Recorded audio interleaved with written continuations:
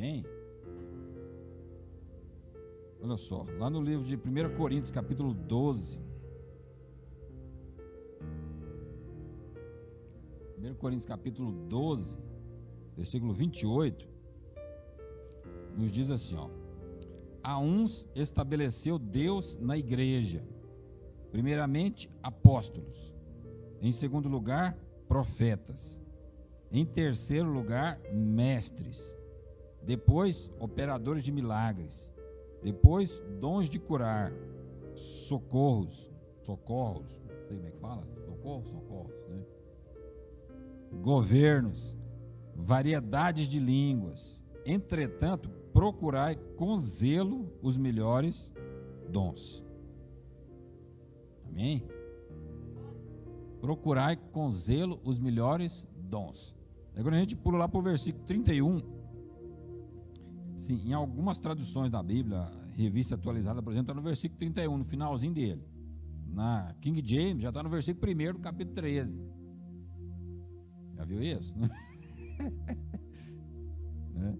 Na realidade, o mais certo é no capítulo 13 mesmo, né? Porque já muda de assunto, né? E lá fala assim, ó: eu passo a mostrar-vos ainda um caminho sobremodo excelente. Amém? Ou seja, o capítulo 13 de 1 Coríntios é um capítulo famoso, né? Semana passada nós falamos um pouco sobre ele, né? Nós estamos falando constantemente aqui sobre o fruto do Espírito. Qual é o fruto do Espírito?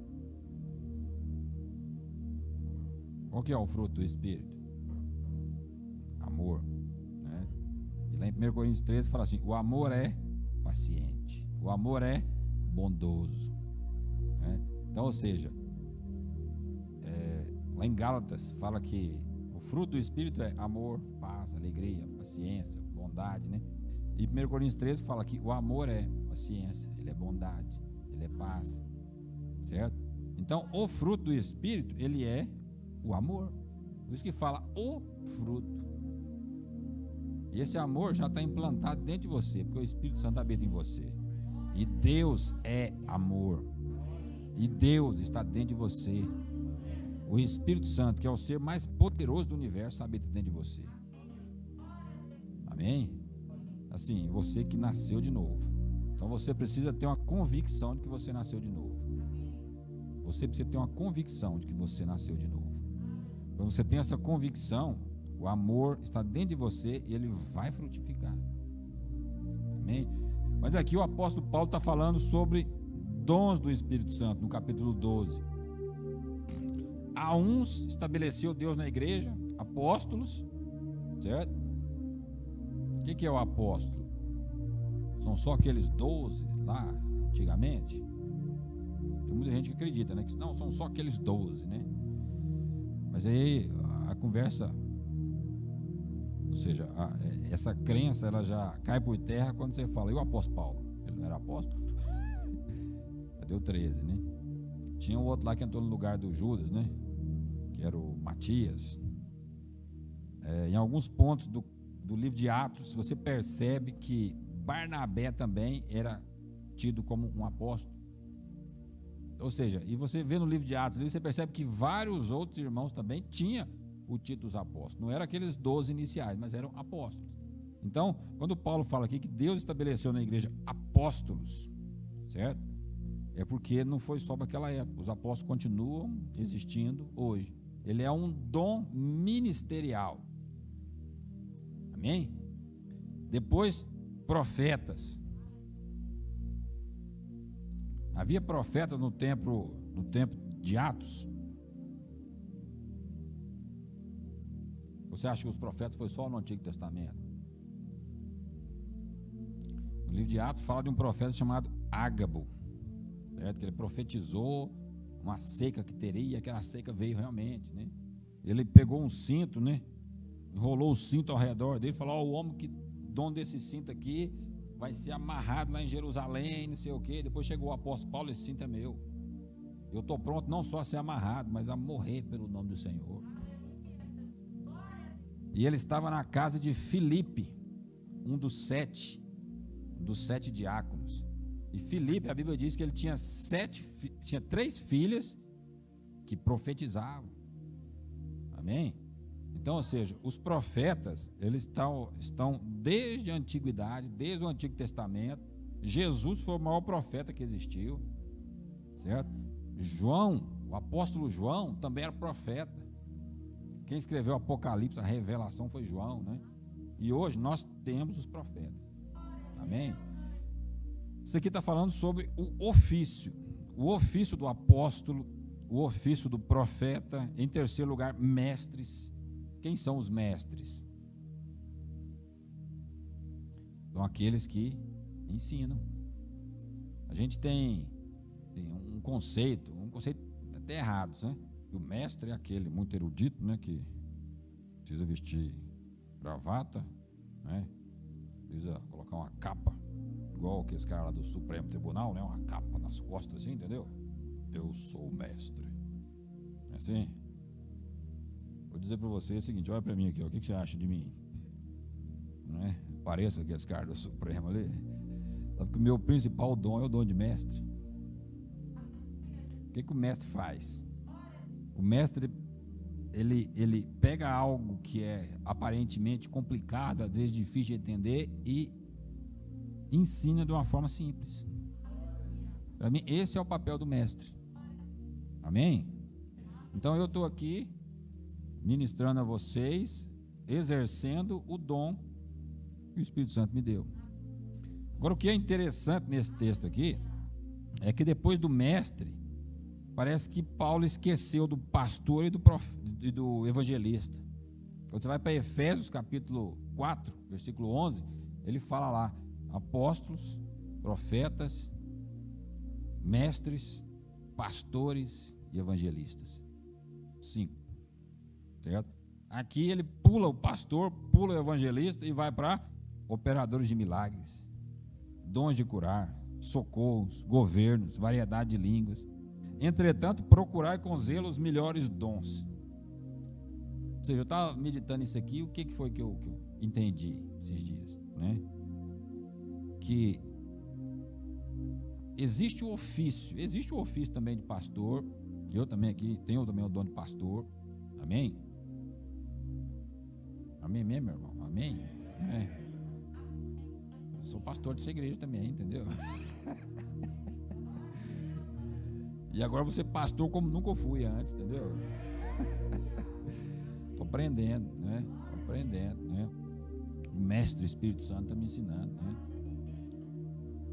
E olha só, e quando eu comecei a meditar nesse texto, eu entendi o seguinte, que nada o Espírito Santo que inspirou a Bíblia colocou ou deixou de colocar ali por acaso. Tudo tem um propósito, certo? E aqui Paulo, inspirado pelo Espírito Santo, ele não colocou o pastor e o evangelista, porque ele estava dizendo aqui o seguinte, ó, todos nós temos o papel de pastor e evangelista.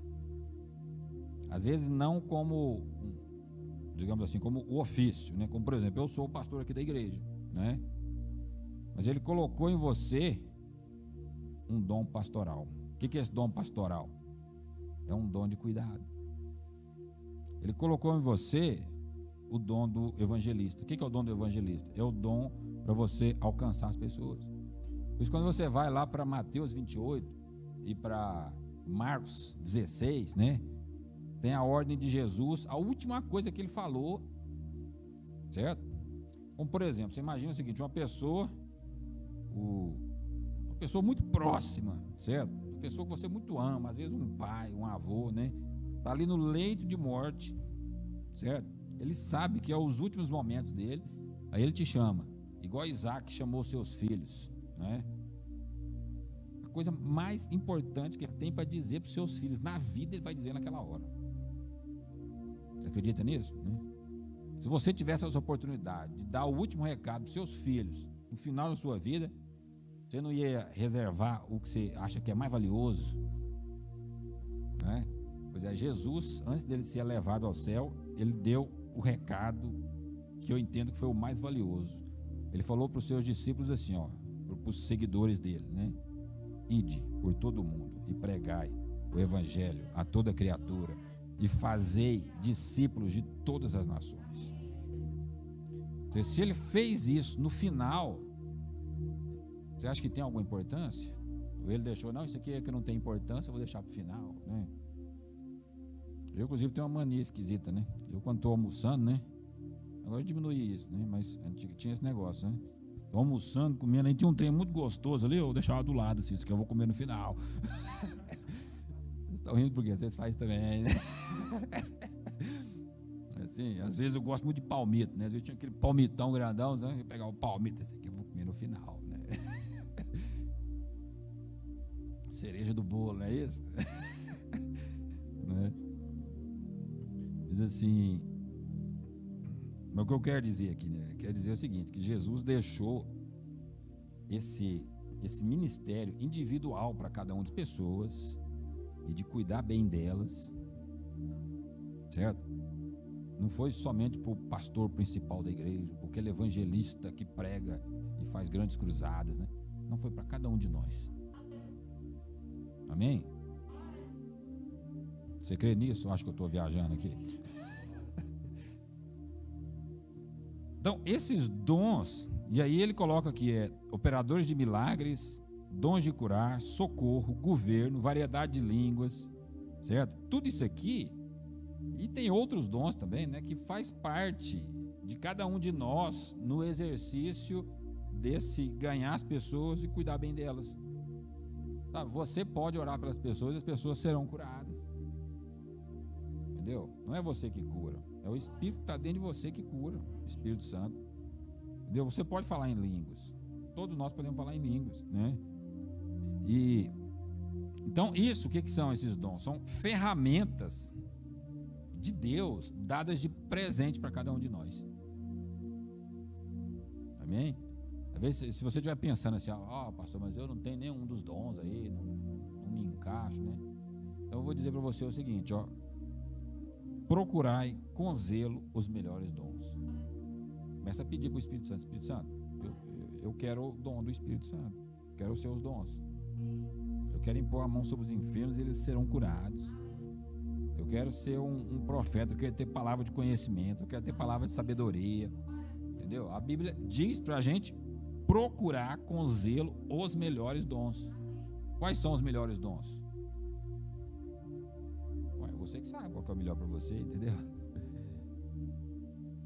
Você que sabe qual que você quer, qual que o Espírito Santo está tocando em você aí, né? Pede para ele de presente. É assim? Eu tenho 2 filhos, né? Um chama Mateus, o outro chama Gabi, né? A Gabi está aqui, né? Eles quando quer alguma coisa, sabe o que eles fazem? Ô pai! Viu de bem, você vai passar por isso ainda, né? Uma benção, né? Ele faz um drama, né? Não sei, né? Mas no fundo eles conseguem tudo que quer do pai. Entendeu? O Espírito Santo está dentro de você, é o seu pai. É o Espírito de Deus que é o seu pai. Entendeu? Então você pode pedir para ele que ele tem prazer em te entregar de presente. Mas Paulo ele fala aqui o seguinte, que eu estou dando todas essas ferramentas, todos esses presentes para cada um de vocês, né? Vá atrás dos melhores dons, que eu tenho ainda coisas melhores para entregar a vocês, né? Esses dons, eles têm apenas uma função. E Paulo descreve aqui no finalzinho desse capítulo, ou no comecinho do outro. E eu passo a mostrar-vos ainda um caminho sobremodo excelente. Então, os dons do Espírito Santo, tanto ministeriais quanto os dons de poder, certo? Os dons espirituais, eles têm uma função: manifestar o amor do Pai.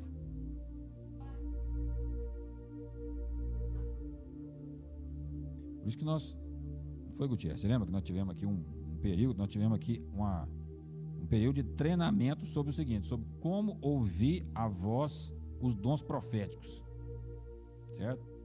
Porque às vezes por falta de entendimento, muito do dom profético foi mal utilizado por aquele que tem o dom e mal interpretado por quem ouviu.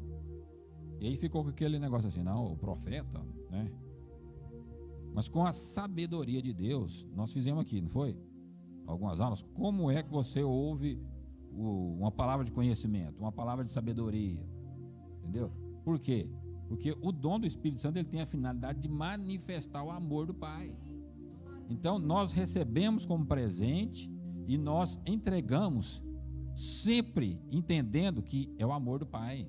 O amor do Pai não vai trazer culpa, o amor do Pai não vai trazer condenação, o amor do Pai não vai trazer ferida, ele vai trazer cura, vai trazer amor, vai trazer um abraço, conforto, consolação e vai trazer correção de vez em quando. Amém? Por quê? Porque nós somos filhos amados de um Pai amoroso. E eu passo a mostrar-vos ainda um caminho sobremodo excelente. Aí começa lá o capítulo 13, certo? Capítulo 13. Ó, Davi pôs até o coraçãozinho. Vocês gostaram do coraçãozinho que eu pus ali? Né? Ainda que eu fale as línguas dos homens e dos anjos, se não tiver amor, serei como bronze que soa ou como símbolo que retine. Ainda que eu tenha o dom de profetizar e conheça todos os mistérios e toda a ciência. Conhecer todos os mistérios, você acha que é bom isso? Conhecer toda a ciência, pensou? Você conhecer toda a ciência é inventar. E sabia que foi um judeu que inventou lá o Facebook? O Zuckerberg é judeu, sabia disso? Disse você, cara, entendeu? Mas se não tiver amor, né? Cadê? Vamos para frente aqui. Ainda que eu tenha tamanha fé a ponto de transportar montes, se não tiver amor, nada serei. E ainda que eu distribua todos os meus bens para os pobres, e ainda que entregue o meu próprio corpo para ser queimado, se não tiver amor, nada disso me aproveitará. Ou seja, os dons, eles são muito importantes, mas eles não se comparam ao caminho mais excelente, que é o caminho do amor. Amém? Então assim, o amor do Pai já está dentro de você. Você pode dizer isso aí? Põe a mão aqui, ó. Fala assim, o amor do Pai está aqui dentro de mim. Sabe? E a medida desse amor que está dentro de você é que vai te surpreender. A medida é assim, a medida é total, plena e completa do amor dele. Porque ele está em você, não está? Então não está. E você acha que ele está em você só com um pedacinho do amor dele? O amor dele é total e completo dentro de você. Então o que você precisa fazer? Deixa. Por isso que Jesus falou lá em Mateus 5, né? Deixai a vossa luz brilhar. O que é a luz brilhar? É deixar o amor manifestar através de você. Amém? Você nunca conheceu nada como o amor do Pai. Olha só, o que movia Jesus? Você acha que Jesus era movido por publicidade? Que ele queria ser conhecido? Acho que Jesus era movido por sensacionalismo? O que você acha que movia Jesus? O amor. Por que Jesus multiplicou os pães e os peixes? Porque ele se compadeceu daquela multidão. Falou, não, eles vão embora aqui, já está escurecendo, eles podem desfalecer pelo caminho, entendeu? Falou, nós temos que dar um jeito. Aí ele foi lá e pá, multiplicou. Por que Jesus curava os enfermos? Ele se compadecia delas, das pessoas. Porque quando Jesus viu Lázaro morto há 4 dias, a Bíblia diz lá naquele versículo, né? Que quando a gente fazia aquelas disputas, né? Falar o versículo de cor, né? Aí eu sou o primeiro, qual que é? Jesus chorou. Já fez isso alguma vez, né? Você já foi menino, né? Crente. Jesus chorou, entendeu? Ele sabia que ia ressuscitar Lázaro, mas ele viu a condição do ser humano, entendeu? Naquela condição de morte. E Jesus chorou. Por quê? Porque ele era totalmente amor. Totalmente amor. E o que você acha que tirou Jesus do céu e o impulsionou aí até aquela cruz. Sim, eu estava pensando ali em casa hoje, Jesus estava numa situação muito confortável, entendeu?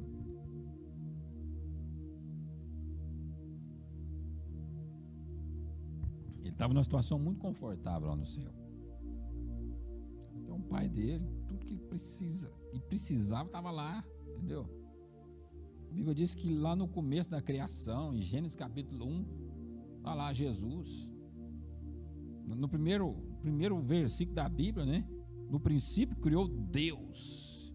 Aquela palavra Deus ali é uma palavra plural, Elohim, que é o Deus trino. Então ali no princípio criou Deus, ou seja, Jesus já estava ali. Depois lá na frente, no versículo 26 de Gênesis 1, fala assim, ó, façamos. Por que ele diz façamos? Porque está no plural. Deus, o Deus trino, Pai, Filho e Espírito Santo, fala, façamos o homem a nossa imagem, a nossa semelhança. Então, ou seja, Jesus está lá, o Filho de Deus, o unigênito Filho de Deus está lá, confortavelmente, entendeu? Vivendo tranquilamente com tudo que ele precisa. Ele não precisava sair de lá para vir aqui, né? Mas por que você acha que ele veio sofrer naquela cruz, sofrer aquelas açoites? Sabe, ele olhou para você e falou, eu amo demais ele para me ficar nessa minha zona de conforto. Falou, eu vou lá, eu vou resolver esse problema. Ele veio e se entregou por mim e por você. Amém? Por quê? Porque ele me ama, porque ele te ama. Então o amor é o que move, o que moveu e o que sempre vai mover Jesus. Sabe, e é isso que foi implantado em cada um de nós. Agora vamos fazer o seguinte, vamos mudar para nós. Como é que nós manifestamos o amor? Como é que eu manifesto o amor? Como que você manifesta o amor do Pai? Manifesta o Espírito Santo, que é amor, que está dentro de você. Vamos lá para 1 João 4, versículo 11. Amados, visto que Deus assim nos amou, nós também devemos amar uns aos outros. Ou seja, o que João está falando aqui, né? Ele está falando ali sobre o amor, né? Olha só, é o que eu falei para vocês tudo agora, né? O que Jesus fez por nós? Como ele nos amou, como o Pai nos amou a ponto de enviar o seu Filho, certo? Nós devemos amar uns aos outros.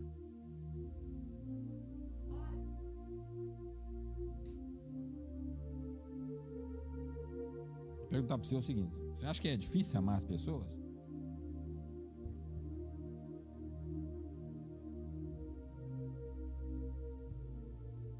O Otávio é bom que o Otávio é sincero, né? Tem gente que nem é fácil amar, não, Otávio.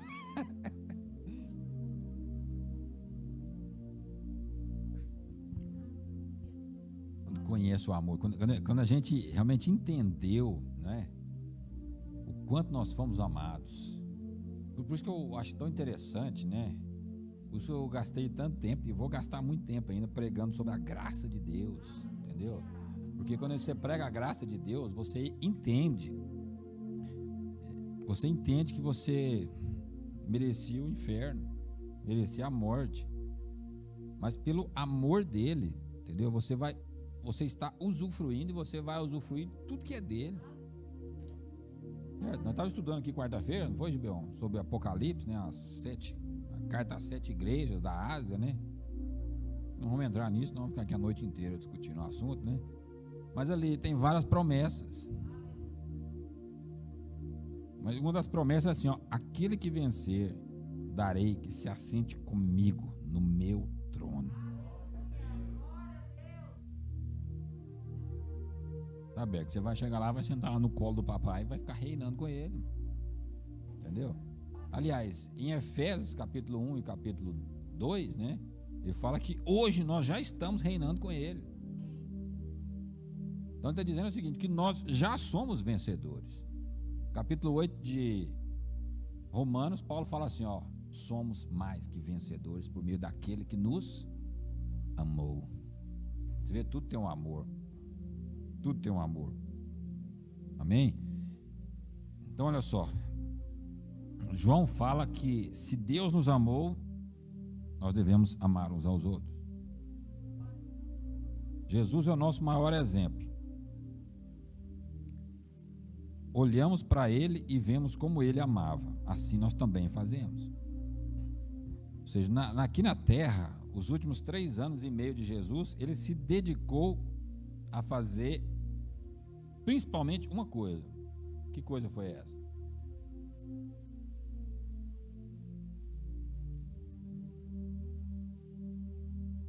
Sei que foi manifestar o amor, mas como que Ele manifestou preferencialmente esse amor? Se reproduzindo na vida de 12 homens. Muitas ocasiões tinha a multidão e Jesus pegava os seus discípulos e saía da multidão. Certo? Por quê?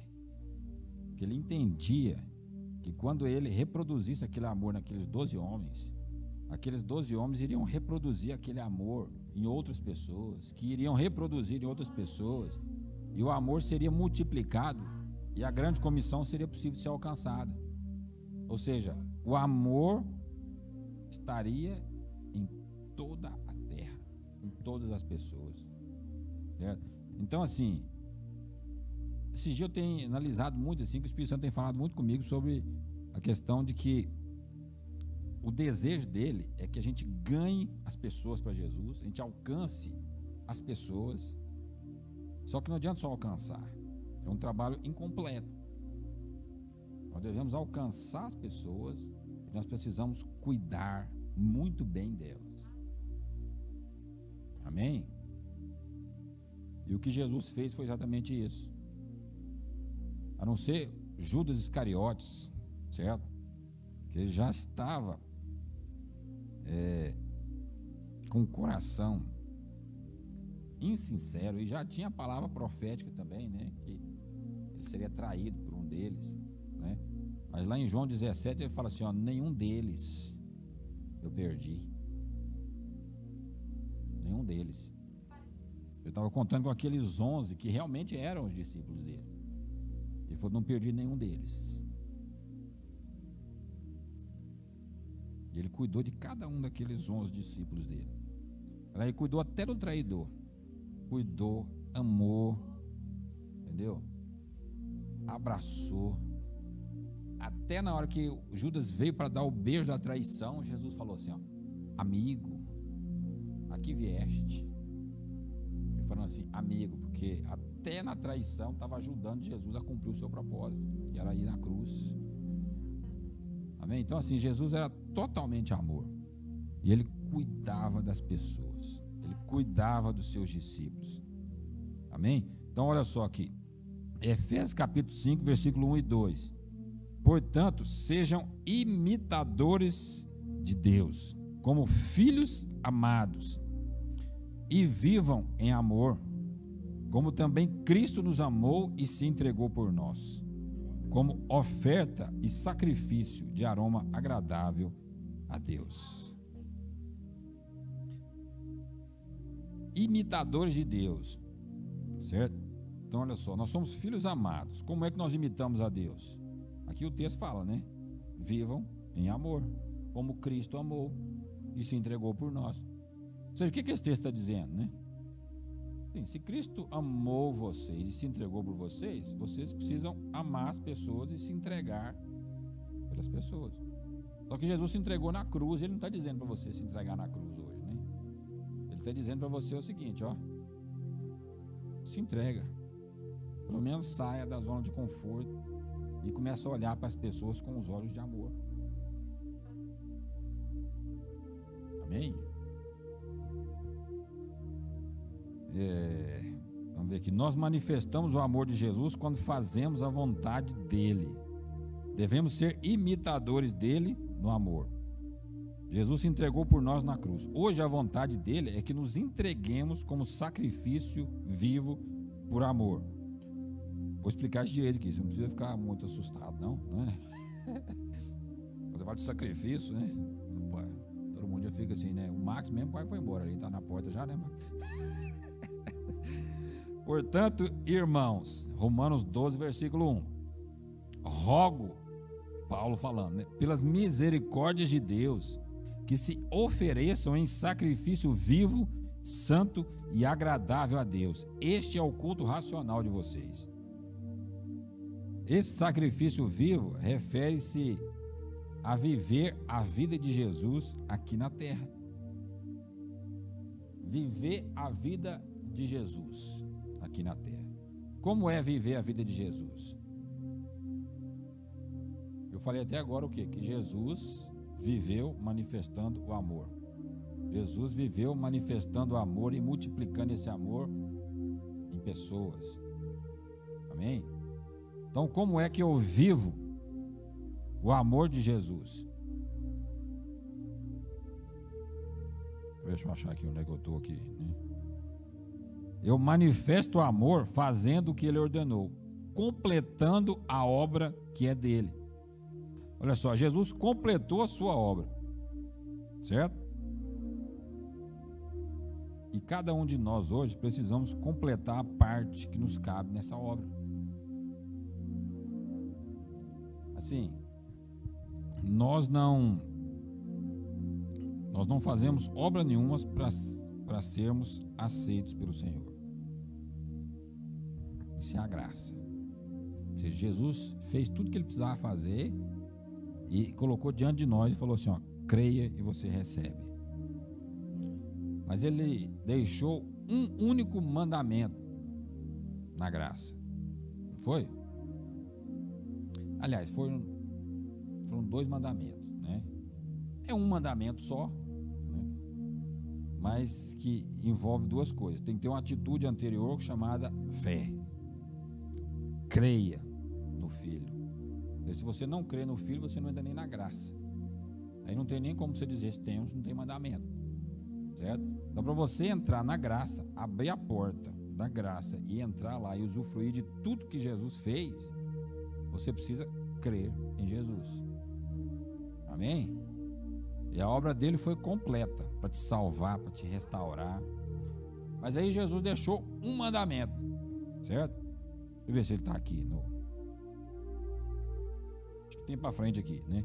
Deixou um mandamento. Esse mandamento diz o seguinte, ó: amai uns aos outros. Aí eu fiquei pensando, esse dia eu estou pensando bastante, né, sobre isso, né? Sobre o cuidado das pessoas e pensando, como que é amar as pessoas? Certo? Quando você vê lá, amai, né? Lá é um verbo grego que vem da palavra ágape, só que lá é agapau, que quer dizer o seguinte, ó: fazer o bem sem esperar nada em troca. Certo? Mas ele é mais completo ali, porque não é só fazer o bem assim aleatoriamente, né? É fazer o bem com um propósito. Qual o propósito? De manifestar o amor às pessoas e levar as pessoas a conhecer quem é o amor. Porque o amor não é simplesmente uma atitude, uma obra. O amor é uma pessoa. Então, assim, quando nós manifestamos o amor, como nós fazemos o bem, nós apontamos como um sinal para aquele que é o verdadeiro amor. Amém? Foi muito difícil o que eu falei aqui? Foi não, né?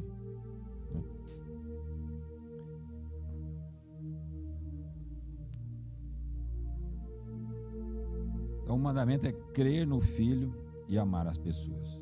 A última instrução que Jesus falou para cada um de nós, os seus discípulos, seus seguidores, é assim, ó: ide e fazei discípulos. Lá em Colossenses 1, 28 e 29 fala assim, ó: nós o proclamamos. Proclamamos quem? Jesus.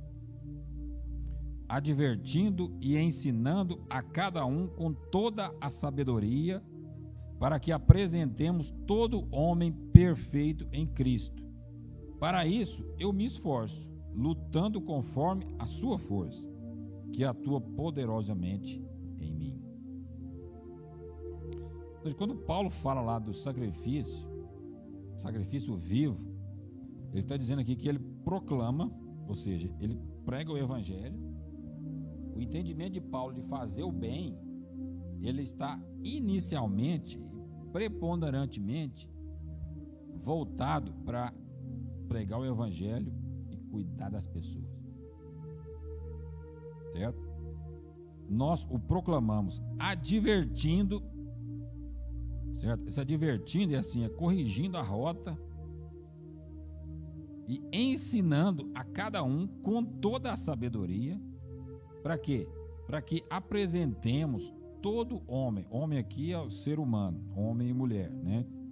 Todo homem perfeito em Cristo. Para isso eu me esforço, lutando conforme a sua força, que atua poderosamente em mim. Ou seja, Paulo está dizendo o seguinte, ó, você manifesta o amor quando você replica o amor que você recebeu em outras pessoas. Quando você recebe a instrução, você recebe a salvação, você recebe o ensino e você simplesmente vai e começa a replicar isso nas outras pessoas.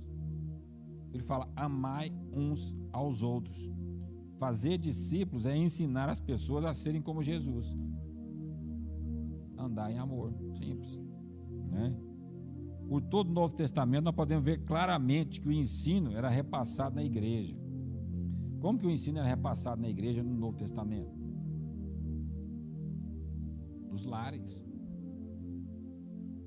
Sabia disso?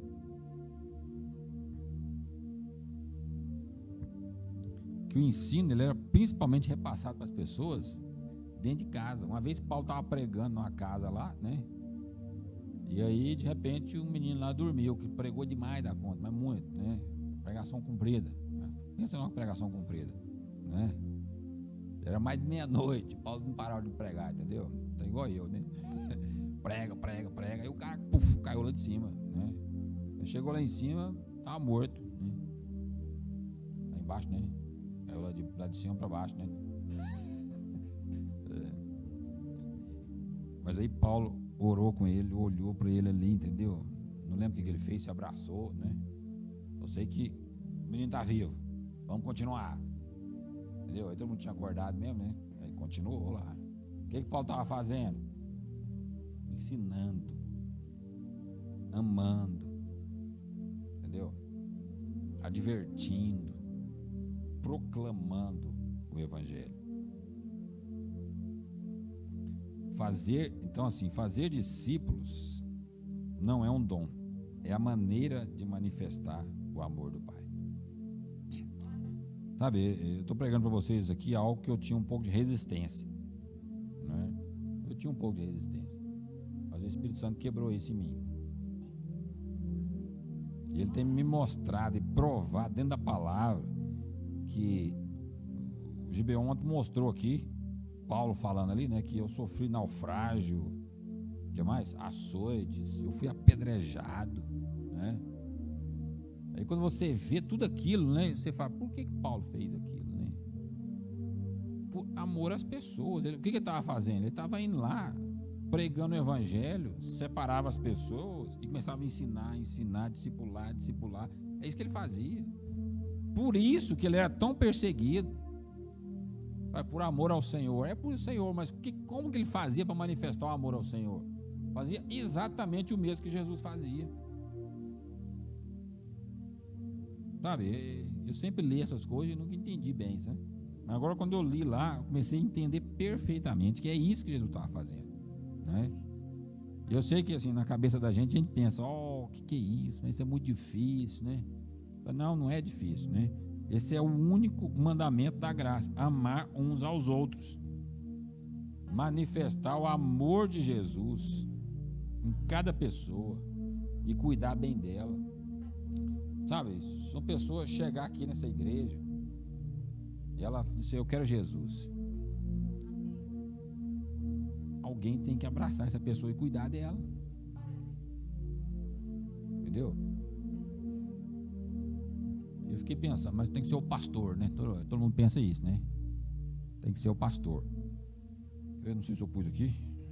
Pus não, né? Mas deixa eu abrir só um texto aqui. Porque isso também foi quebrado na minha mente. E vamos quebrar na sua também. Você acha que quem tem que cuidar das pessoas? É o pastor da igreja?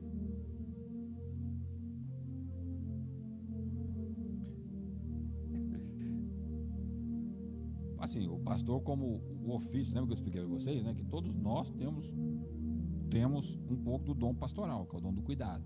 E todos nós temos a capacidade de evangelizar, de ganhar as pessoas, certo? Mas tem o pastor que tem o dom, o ofício do pastor, certo? Mas olha só aqui o que ele fala, quer ver? Efésios capítulo 4, versículo 11. Assim, ele designou alguns para apóstolos, outros para profetas, outros para evangelistas e outros para pastores e mestres. Aí vem o capítulo 12, o versículo 12. Com o propósito de aperfeiçoar os santos para a obra do ministério, para que o corpo de Cristo seja edificado. Sabe, eu comecei a ler isso aqui e comecei a entender, né? Falou, o meu papel como o pastor de ofício, pastor da igreja, né? Não é simplesmente querer abraçar todo mundo e cuidar de todo mundo, porque é impossível. Nossa igreja aqui é pequenininha, se a pessoa tiver que visitar cada um de vocês aqui, não que eu não vá fazer, né? Que eu vou, inclusive tem alguns irmãos que eu acho que é bom, né? Ir jantar na casa, né, Mateus, né? É bom, né? Pode convidar sempre que quiser, né? Entendeu? Né? Não só jantar, né? Mas eu posso lá beber só um copo d'água, entendeu? Mas assim, se a pessoa daqui uns dias, a igreja tem aqui 300, 400, 1000 pessoas, demorar 20 anos para conseguir ir na casa de todo mundo. Entendeu? Né, Gutierrez? O que você acha, né? Na casa da Jô, né? A Jô faz um trem bom também de comer lá. Eu já fui lá, né? Mas o que está dizendo aqui? Que a função do apóstolo, do pastor, do profeta, do evangelista e do mestre, o propósito é aperfeiçoar os santos para a obra do ministério. Ou seja, quem são os santos aqui? A igreja, certo? Então, a minha função, eu entendi, é aperfeiçoar vocês para que vocês também façam a obra do ministério. Como, pastor, eu vou fazer essa obra do ministério? Eu trabalho o dia inteiro, exatamente, né? Ou seja, às vezes é impossível um pastor cuidar de centenas, dezenas de pessoas. Mas, às vezes você cuidar de 2 ou 3 não é tão difícil. Você amar, abraçar, fazer uma ligação para ele, entendeu? Chamar ele lá na sua casa, você vai na casa dele, ensina ele, ó, cara, assim, ó. Os princípios da fé cristã, ó só, você precisa ler a Bíblia. Quer ver? Você entra aqui em Mateus e começa a ler um capítulo por dia. Ó, você precisa orar todo dia, eu vou te ensinar como é que você ora, eu vou te ajudar. Ó, se tem alguma dificuldade, alguma dúvida, eu estou aqui, entendeu? É simples, não é? Cuidar. Eu não estou aqui jogando culpa e condenação em nenhum de nós, né? Porque eu vou dizer para você que eu também não sabia como é que cuidava. Mas nós estamos aprendendo junto. Certo? E nós vamos viver aqui um novo tempo nessa igreja. E quando eu digo que nós vamos viver um novo tempo, estou dizendo que você vai viver o novo tempo que você nunca viveu antes. Certo? Você vai se sentir assim tão bem cuidado. Eu há algum tempo já eu tenho orado, né? E pedido ao Senhor, né? O Senhor me deu um coração de pastor. Certo? E vocês sabem que eu nunca fui pastor, né? Já contei para você, né, Gibão, que eu fui gerente de banco a vida inteira, né? Eu não era pastor, então eu estou aprendendo a ser pastor. E o meu professor principal é o Espírito Santo. Mas eu estou aprendendo a ser humilde também e estou procurando outros pastores. Semana agora que eu fui lá em Goiânia, foi, né? Fui lá em Goiânia, uma igreja que tem lá em Goiânia, um pastor, fui lá sentar com ele para ele contar para mim, para ele me ensinar algumas coisas, entendeu? Né? Por quê? Porque eu percebi que você é muito amado e você precisa ser muito bem cuidado. Eu decidi, eu percebi que realmente a minha vida, eu trabalhei no banco a vida inteira. Hoje eu trabalho em tempo integral na obra. E esse tempo integral na obra, eu quero dedicar ao meu Senhor. E meu Senhor quer dedicar a cuidar das ovelhas dele. A preparar as ovelhas. Certo? A preparar, a aperfeiçoar os santos para a obra do ministério. E o que acontece? Quando você estiver preparado, não estou dizendo que você vai sair agora fazendo tudo, o pastor está cobrando, não. Você vai ser preparado com tranquilidade, com calma, você vai ser muito amado, muito cuidado, né? Aí vai chegar um ponto que você está preparado e você começa a cuidar dos bebezinhos que vão chegando. Entendeu? Quando a gente nasce de novo, é como se você fosse um bebezinho. Igual o Benjaminzinho que vai nascer daqui uns dias. Entendeu? É um bebezinho, né? O que você vai fazer com ele, Jô? Vai deixar lá na sua casa, né? Fala, agora eu vou trabalhar. Escreve um recadinho lá. Benjamin, na hora do almoço você vai na geladeira e toma o leite. 2 horas para você ir dormir. Entendeu?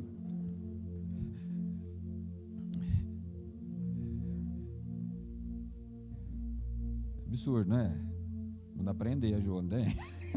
Fazer um negócio desse, né? Mas o Gutierrez, que é o outro neném que ela tem lá também na casa dela,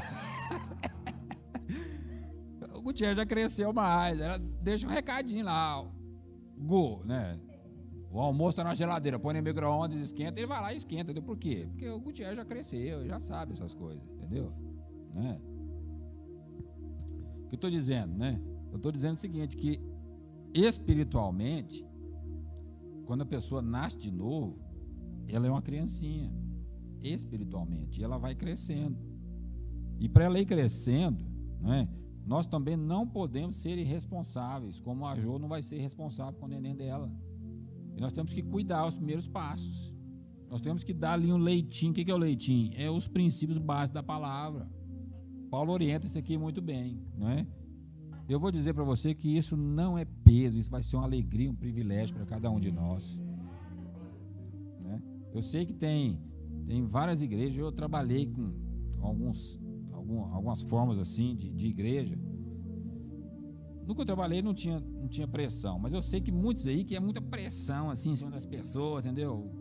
E não dá tempo das pessoas serem preparadas, as pessoas não sentem esse amor, ela vai porque eu tenho que ir, eu tenho uma meta para cumprir, entendeu? Mas nós não vamos fazer isso aqui. Aqui nós temos um propósito. O propósito, embora a igreja vá crescer muito, mas o propósito não é crescer a igreja, o propósito é amar cada pessoa. Amém? Você concorda com isso que eu estou falando? Né? Deixa eu terminar aqui, né? Onde é que eu estou aqui? Perdi. Então, olha só. O ministério específico tem a finalidade de preparar os santos para a obra do ministério. O nosso ministério é manifestar o amor. Manifestar o amor é cuidar de cada pessoa e cuidar bem. O único mandamento da graça é amar uns aos outros. Olha só, quero ler o último versículo aqui que eu achei muito, muito importante. 2 João 1, 4 a 6. Ao encontrar alguns dos seus filhos, 2 João, certo? Ao encontrar alguns dos seus filhos, muito me alegrei, pois eles estão andando na verdade, conforme o mandamento que recebemos do Senhor. E agora eu lhe peço, Senhora, não como se estivesse escrevendo um mandamento novo, mas o que já tínhamos desde o princípio, que amemos uns aos outros.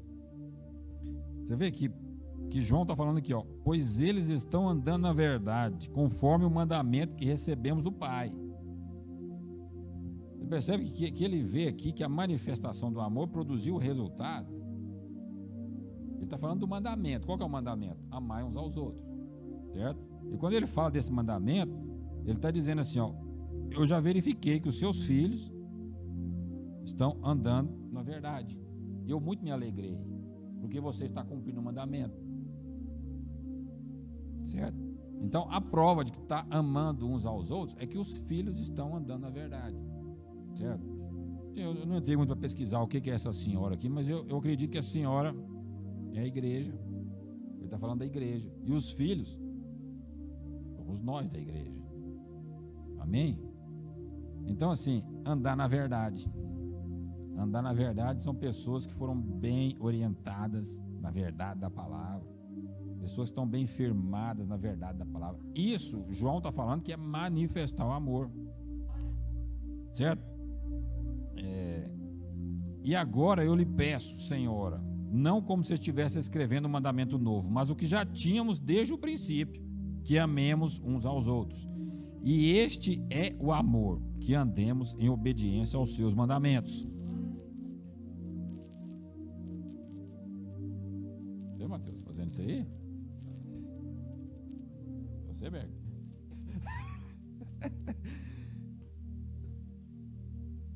Perde os companheiros, mas não perde a graça, né, Otávio? E este é o amor, que andemos em obediência aos seus mandamentos. Como vocês já têm ouvido desde o princípio, o mandamento é este: que vocês andem em amor. João acha interessante, né? Ele dá a volta, ele rodeia, ele vai ali, volta aqui, ele volta no mesmo ponto. Ame. O mandamento é esse: ame. Você tem que andar assim, ó, amando. Ou seja, você mostra que você nasceu de novo como? Quando o amor é manifestado em você, quando você ama. Então João, ele fala o tempo todo, certo? Então olha só, resumindo, o que é andar em amor? O que é amar uns aos outros? Ganhar as pessoas e cuidar bem delas. Eu digo que você é muito amado, precisa ser bem cuidado. Quando você é bem cuidado, você cuida bem. E assim o ciclo do amor se completa. Isso eu entendo que é a igreja sendo igreja. Isso é entender que você foi muito perdoado e por isso você muito ama. Ser cuidado é um grande privilégio e cuidar bem também é um grande privilégio. Certo? Ou seja, eu tenho um privilégio de ser cuidado, ser discipulado, ser pastoreado.